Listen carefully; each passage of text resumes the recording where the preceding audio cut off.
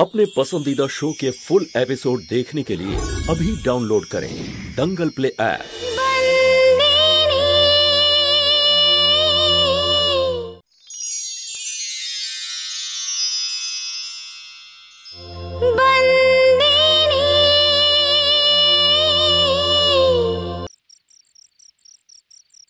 कद्दू दीदी আপনার চা।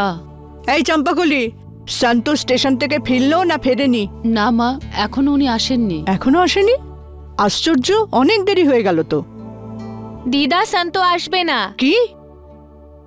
আমার সাথে বাবার এক্ষুনি ফোনে কথা হলো, বাবা বলল শান্ত সঙ্গে যাচ্ছে।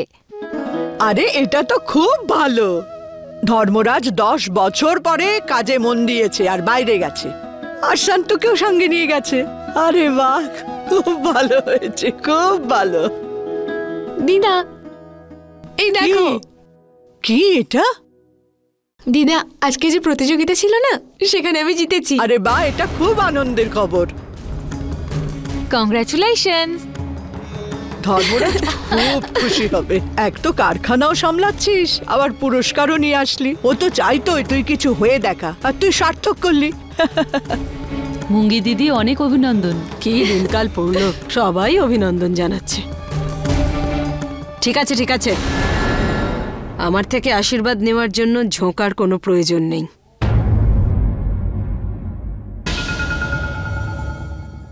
কারণ তুই আজ এই বাড়ির মেয়ে বিভাকে হারিয়েছিস। গত 3 বছর ধরে এই পুরস্কার বিভাই পেয়ে এসেছে। কিন্তু তরু পিসি, আর তোর এই জিত ওর হারের ভিত্তিতেই হয়েছে। সেই জন্য আমি তোকে অভিনন্দন জানাবো না। তার থেকে ভালো আমার পা তুই ছুঁস না। চল সারাং, সুযোগ পেয়েছিস যখন তার সদ্ব্যবহার কর। একটা তো সুযোগ আসুক যাতে আমি কিছু করতে পারি। ঠিক বলেছো পিসি তুমি।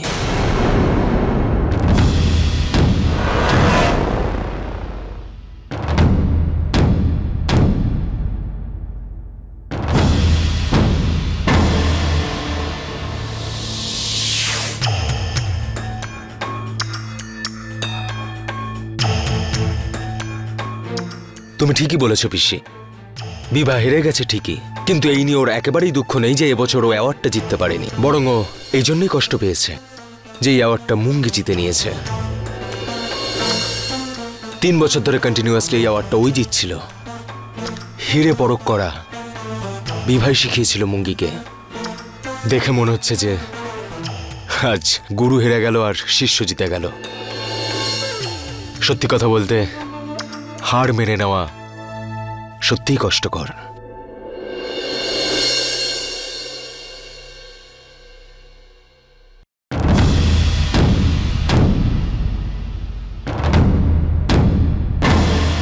কি হলো? তোমরা সবাই আমাকে এভাবে দেখছো কেন? কারণ আমার যেটা চাওয়ার ছিল সেটা আমি পেয়ে গেছি।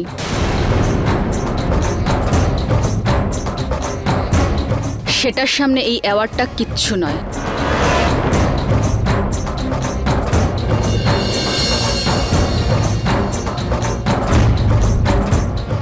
কিচ্ছু না। সারাং, চলো।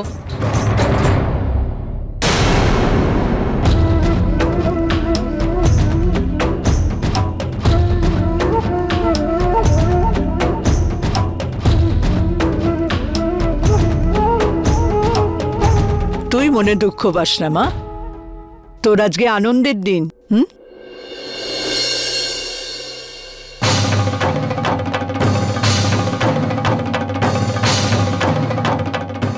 কি দেখছো?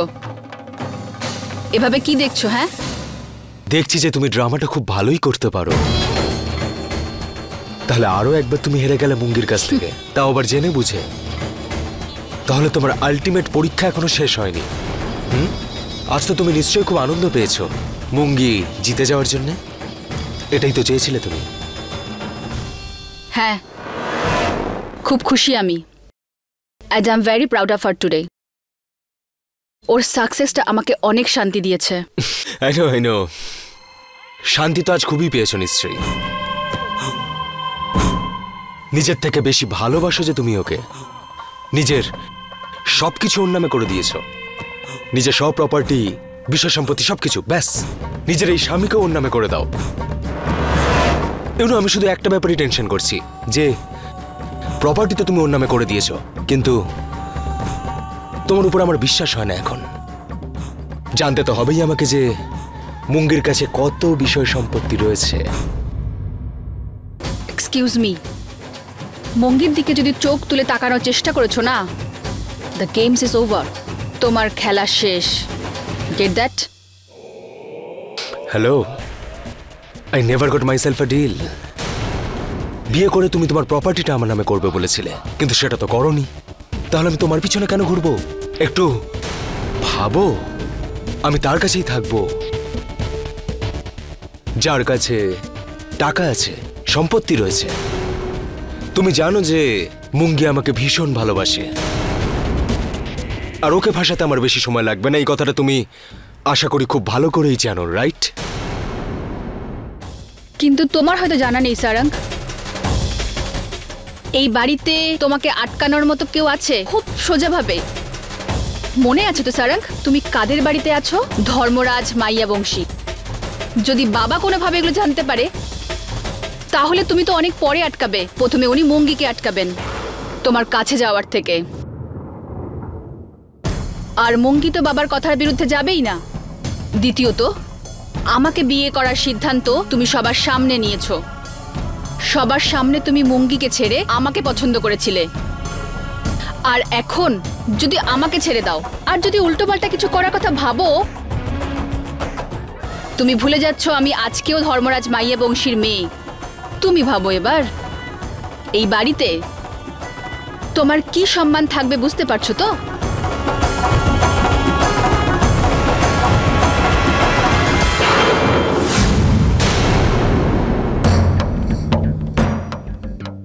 ঘামগুলো মোছো। আমি জানি তুমি এমন কিচ্ছু করবে না যেগুলো আমি পছন্দ করি না, আর এরকম কিচ্ছু করার আগে তোমার ভয় তোমাকে আটকে দেবে। ভয়টা তো আমার ওখানে যে আমি আজকেও ধর্মরাজ মাইয়া বংশীর মেয়ে, বীরভা মাইয়া বংশী।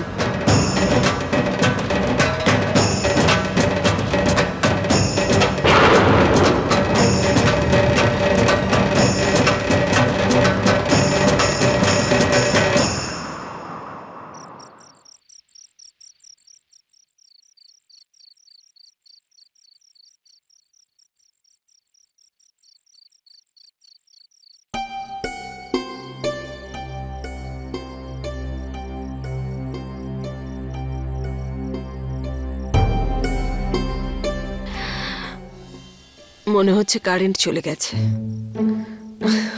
এই চম্পা কলে, আমি আর ডাকার লোক পেলাম না। এত অন্ধকারের মধ্যে ও এলেও তো ওকে দেখতেই পাবো না। এখনই যাওয়ার ছিল কারেন্টটা। কি গরম রে বাবা। হে ভগবান, চম্পা কলে, চম্পা কলে। অন্ধকারে ছাই কিছু দেখাও তো যাচ্ছে না। কোথায় গেল রে বাবা মেয়েটা, কুম্ভকর্ণের বাচ্চা। ঘরে চোর এসে যদি চুরি করে নিয়ে পালায়ও তখনও ঘুমিয়েই থাকবে। এ চম্পা কলে, টর্চও দেখতে পাচ্ছি না কোথাও। কি অন্ধকার রে বাবা।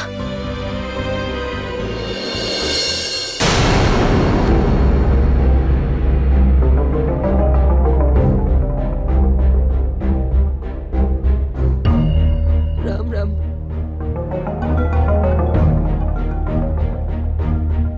এই কে কে ওখানে?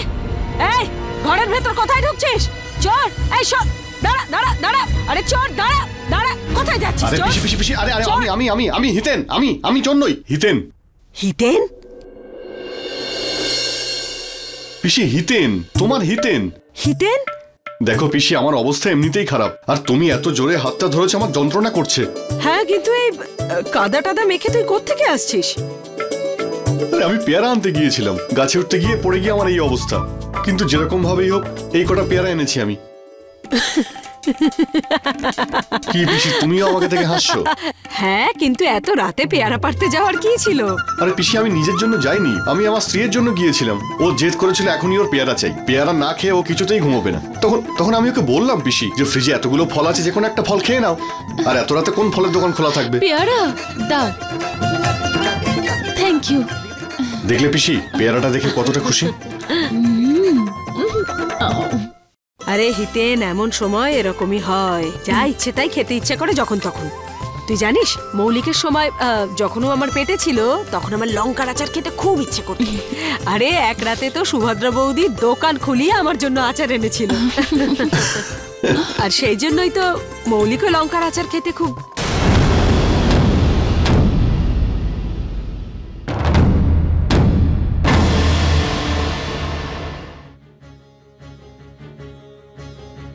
আমাদের দুজনের পছন্দটা এক, কাজ নয়। তোরাল, আমি এক মা হিসেবে একটা কথা বলছি, কিছু মনে করো না। তোমার বাচ্চাকে পৃথিবীর সব ভালোবাসা দিও, কিন্তু তার বদলে তার কাছ থেকে কিছু আশা করো না, কোনো মোহ রেখো না।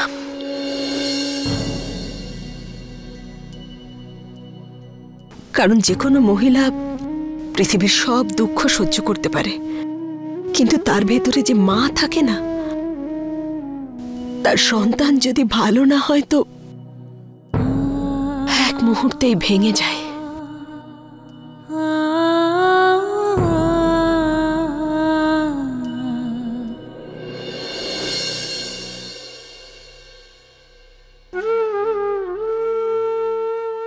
পিসিমা এখনো মৌলিককে ভুলতে পারেনি, কিন্তু ওনার দুঃখটা উনি কাউকে বুঝতে দেয় না।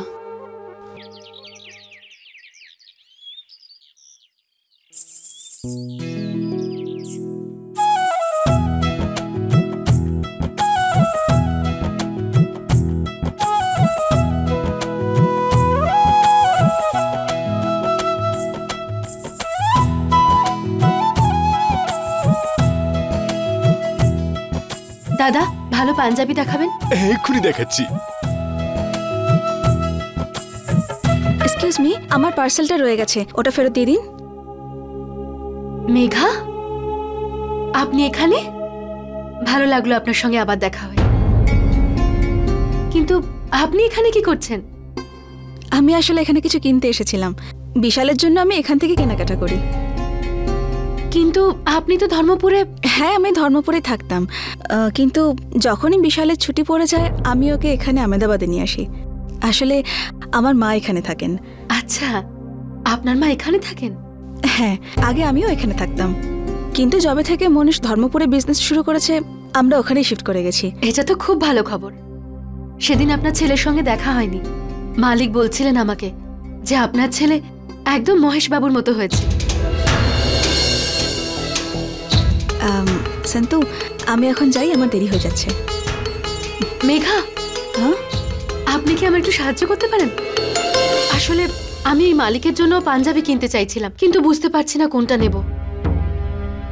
আপনি একটু সাহায্য করে দেবেন? আমি? আচ্ছা ঠিক আছে। দাদা, ওই লাল কুর্তিটা আছে না কাঁথা স্টিচের, ওটা দেখান। আচ্ছা। সন্তু, এই কাঁথা স্টিচ এখানকার খুব ফেমাস, খুবই পপুলার। আমার মনে হলো ওনাকে ভালো লাগবে। রংটা তোমার পছন্দ মতো নিয়ে নাও। আপনার পছন্দটা সত্যি খুব সুন্দর। সন্তু, আমি এবার যাই, বিশাল ঘরে একা আছে। ঠিক আছে, ঠিক বাই। আছে।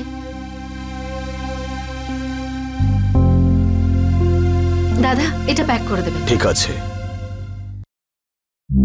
বিভা আমাকে হুমকি দিয়েছে যে যদি আমি মুঙ্গির থেকে দূরে না থাকি তাহলে ধর্মরাজ ভাইয়া বংশীকে সবকিছু বলে দেবে।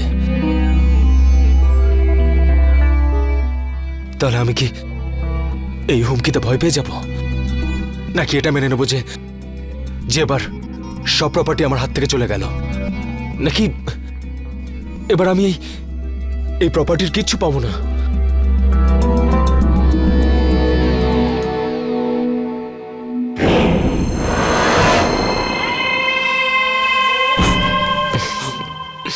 না না না, এত সহজে চুপ করে থাকবো না আমি। এত আগে এসে যাওয়ার পর আমি পিছিয়ে যেতে পারবো না। বিভা তার সমস্ত প্রপার্টি মুঙ্গির নামে করে দিয়েছে। মুঙ্গি আজও আমাকে ভালোবাসে, নিজের থেকেও বেশি ভালোবাসে। আর যদি এই প্রপার্টিটা নিতে হয় তাহলে মুঙ্গির সাথে সম্পর্ক রাখতেই হবে, এমন ভাবেই যাতে বিভা এসব ব্যাপারে জানতে না পারে। মুঙ্গির সাথে সম্পর্ক রাখা মানে আগুনে ঝাঁপ মারার মতো। আর যদি এই প্রপার্টিটা নিতে হয় তাহলে আগুনে তো ঝাঁপ দিতেই হবে, তাই না?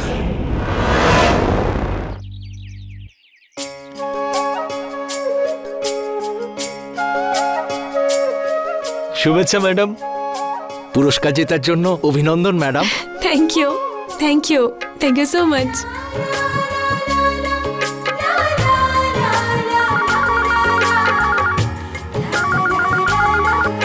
হ্যালো, হ্যাঁ হ্যাঁ বলুন। হ্যাঁ হ্যাঁ, আচ্ছা ঠিক আছে।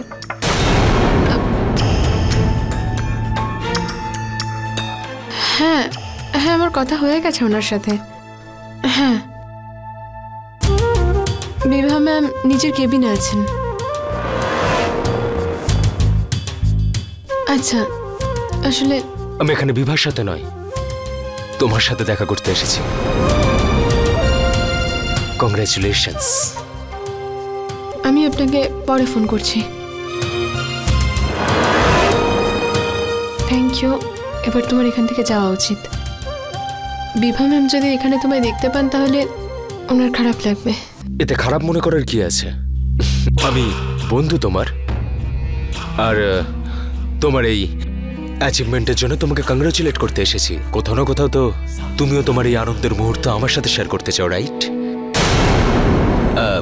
আহমেদাবাদ এখান থেকে 4-5 ঘন্টার দূরত্বেই রয়েছে। আমার বন্ধু একটা নতুন রেস্টুরেন্ট খুলেছে, তাই তার ওপেনিংয়ে আমাকে ইনভাইট করেছে। আর আমি চাই যে তুমিও আমার সাথে চলো। আর এই সুযোগে আমি তোমার এই সাকসেসও সেলিব্রেট করে নেব।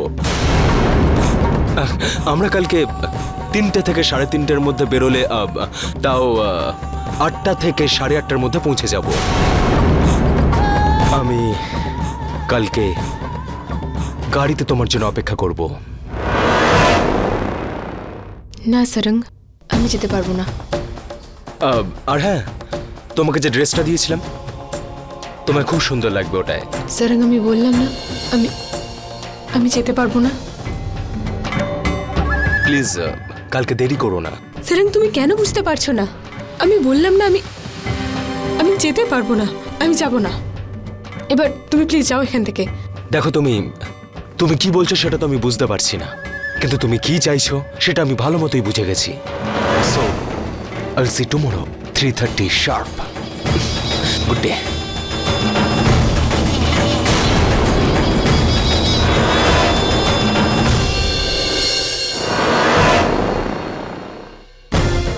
হে ভগবান, এই সারঙ্গ কেন বুঝতে চাইছে না? আমি যেতে পারবো না ওর সাথে।